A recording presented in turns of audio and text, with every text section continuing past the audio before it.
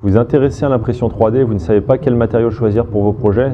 Nous allons vous présenter un état de l'art des matériaux présents actuellement sur le marché. C'est parti!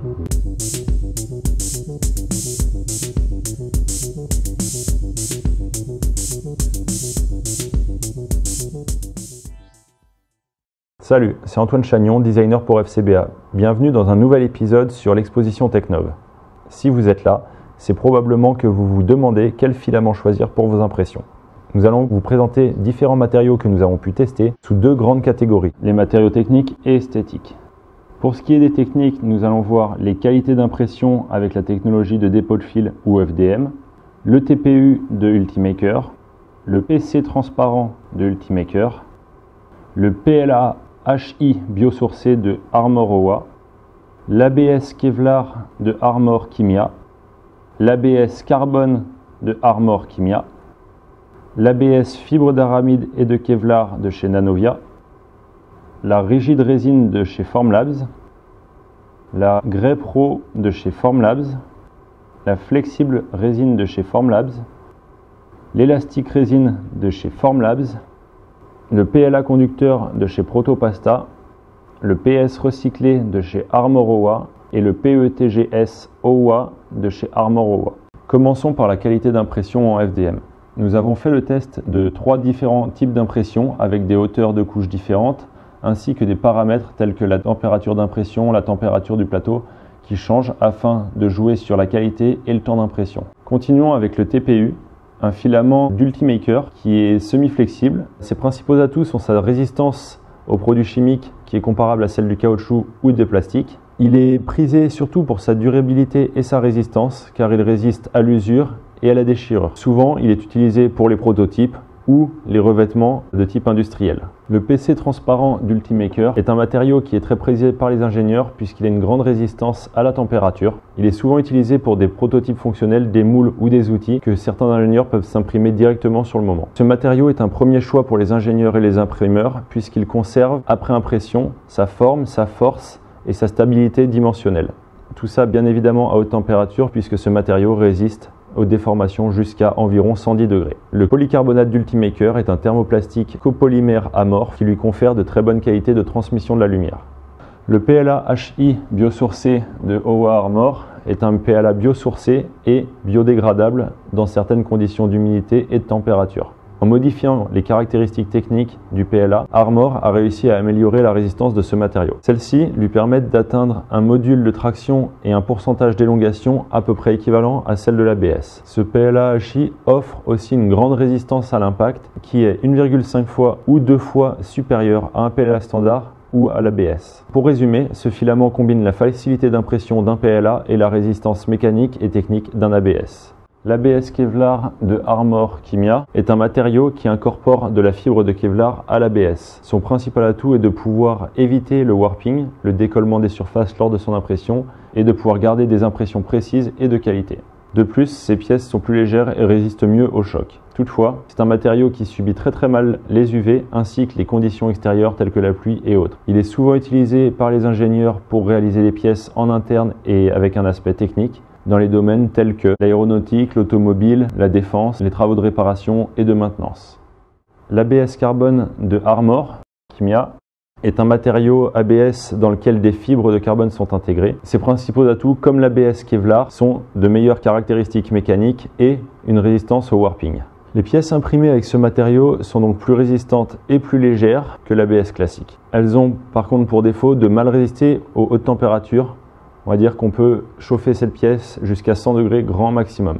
L'ABS fibre d'aramide et de Kevlar de chez Nanovia est un matériau qui résiste ponctuellement à de hautes températures. Par ailleurs, il a la capacité de s'auto-lisser, ce qui nous permet d'avoir directement après l'impression une pièce propre, sans post-traitement. Ce matériau offre d'excellentes caractéristiques d'impression puisqu'il adhère très bien au plateau et qu'il a une très faible rétractation lors de l'impression.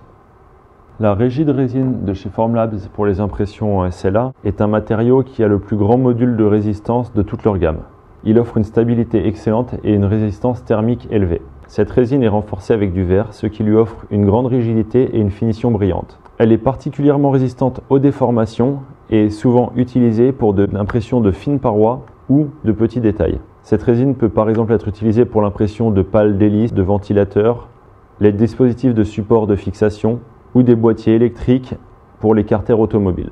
La résine Grey Pro de chez Formlabs pour les impressions en SLA est une résine qui a un allongement modéré et un fluage très faible et qui a une très haute résistance aux chaleurs élevées. Elle est principalement utilisée pour l'impression de modèles fortement manipulés et qui vont être soumis à des contraintes de mouvement, de choc, de toucher. La résine Grey Pro sert principalement à la fabrication de prototypes fonctionnels ou non qui vont être manipulés. La Flexible résine de chez Formlabs est une résine dédiée à l'impression aussi SLA. Elle a une dureté Shore de 81A, ce qui lui confère différentes caractéristiques. Elle est comparable à des caoutchoucs utilisés pour les semelles de chaussures ou les shapes de pneus.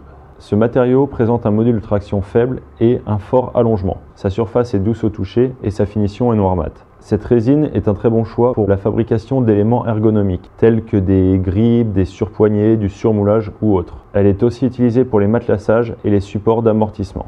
L'élastique résine de chez Formlabs pour l'impression SLA est la dernière et est aussi la plus souple. Elle a une dureté Shore de 50A.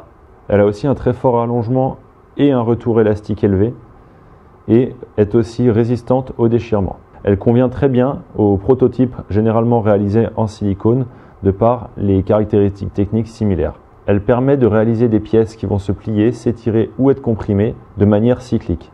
Cette résine est idéale pour les prototypes d'accessoires high-tech, les dispositifs médicaux ou les modèles anatomiques. Le PLA conducteur de chez Protopasta est un filament composé de PLA, de dispersant et de carbone conducteur. Il est principalement utilisé pour la réalisation de circuits en basse tension, de claviers digitaux à faible conductivité, des Arduino, des capteurs en robotique ou en informatique et pour de l'électronique. Ce filament nous permet de réaliser des impressions qui peuvent contrôler n'importe quel objet ayant une résistance inférieure à 1 kOhm. Il a une flexibilité supérieure à celle du PLA et une adhérence intercouche plus élevée. Le PS recyclé de chez Armoroa est un matériau qui est composé de 30% de matière recyclée issue de pots de yaourt en polystyrène choc. Son point fort est qu'il peut être imprimé à grande vitesse et un très bon isolant électrique. Ses propriétés mécaniques restent stables même dans des températures moyennement hautes, entre 40 et 70 degrés. Il offre aussi une grande résistance aux acides, aux bases et aux solutions salines. Normalement, ce genre de polymère donne un aspect brillant au produit, tandis que celui-ci est mat. C'est dû à sa formulation. Le PETG-S de chez Armoroa est un matériau qui est éco-conçu. C'est un plastique amorphe qui offre des caractéristiques techniques telles que la résistance aux produits chimiques et une très bonne stabilité dimensionnelle. L'ajout du glycol à la composition de ce matériau lui confère des résistances au choc plus élevées. Par ailleurs, il est conforme aux normes alimentaires, ce qui permet à l'utilisateur de réaliser ses propres moules ou ses ustensiles de cuisine. Puisqu'il est possible d'être stérilisé, il est prisé par le domaine du médical. Nous allons maintenant nous pencher sur la catégorie esthétique des différents matériaux. En premier lieu, nous étudierons les PLA fibres de lin de chez Nanovia, les différents filaments bois de chez Colorfab, Lay Filament et Form Futura, le filament Easy Cork de chez Form Futura, le filament gris argenté de chez Ultimaker, le filament pailleté de chez Ripap France, le filament composite fer PLA de chez Protopasta, le filament terracotta de chez Form Futura, le filament Reflectolay de chez Lay Filament et le Glowfill de chez Colorfab. Le PLA fibre de lin de chez Nanovia est un filament biosourcé qui offre une meilleure qualité d'impression ainsi qu'une plus grande résistance mécanique. De plus, ce filament offre une grande rigidité et une légèreté de la pièce.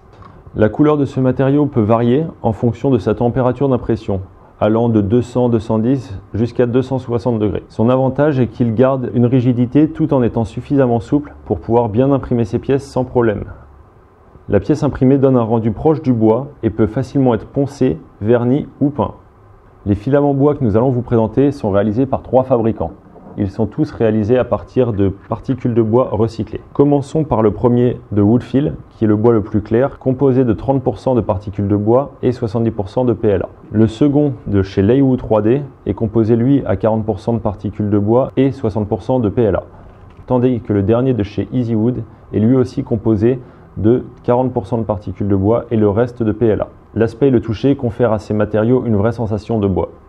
Ces impressions peuvent être poncées, travaillées ou polies afin de donner un meilleur rendu et un véritable aspect de bois. Le filament Easy Cork Dark de chez Form Futura est composé à 30% de particules de liège. Son remplissage est réalisé par gravimétrie, ce qui lui confère une grande densité de particules. Son principal intérêt est de réaliser de belles pièces avec des coloris type liège.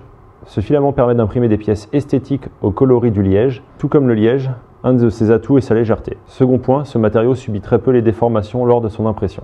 Le PLA métallique argenté de chez Ultimaker est un filament PLA qui permet d'avoir des aspects et des rendus métalliques de couleur grise. Il ne comporte cependant aucune particule de métal à l'intérieur de lui.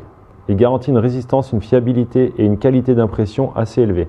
Son principal avantage est sa couleur et son côté brillant lui permettent d'être imprimés en tant qu'objet pour des prototypes, pour des maquettes sur lesquelles nous pourrons voir les différents reliefs et les détails. Ces impressions peuvent être très fines et de qualité. Le PLA pailleté rouge de chez Riprap France est un matériau à base d'acide polylactique et de paillettes intégrées qui lui permettent d'être un matériau plus résistant et moins cassant que le PLA classique. Grâce à la translucidité de ce PLA, il est possible de jouer sur les couleurs et les effets en faisant varier l'épaisseur de couches d'impression. Ce PLA s'imprime tout aussi facilement que du PLA classique sans risquer de boucher la buse. Grâce à son faible taux de rétractation, il peut même être imprimé sans plateau chauffant. Le composite fer PLA de chez Protopasta est un matériau qui s'imprime comme du PLA mais qui se comporte comme du métal. Les composites PLA et métal magnétique sont en fait des particules ferromagnétiques présentes à l'intérieur du filament. Ces particules sont encapsulées dans le PLA, ce qui confère à la pièce un aspect métallique et aimanté. Il réagit aux aimants et se comporte comme du fer pur. Il peut aussi être poncé afin d'obtenir un rendu rouillé ou oxydé. Le filament terracotta de chez Form Futura est un filament de la gamme Stonefill qui est composé à 50% de microparticules de roche, en l'occurrence d'argile. Son taux de poudre de pierre très élevé confère à l'impression un très grand côté réaliste. En plus de sa couleur et de son toucher, ce PLA est aussi beaucoup plus dense et donne un côté réaliste à la pièce. Il est en effet 37% plus dense qu'un PLA non chargé. Reflectolay de chez Lay Filament est le premier filament semi-flexible et réfléchissant.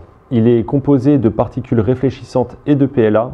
La grande propriété de ce filament est sa capacité à réfléchir intensément la lumière projetée sur lui. Ainsi, les pièces imprimées avec ce filament s'illumineront lorsqu'une lumière sera projetée dessus.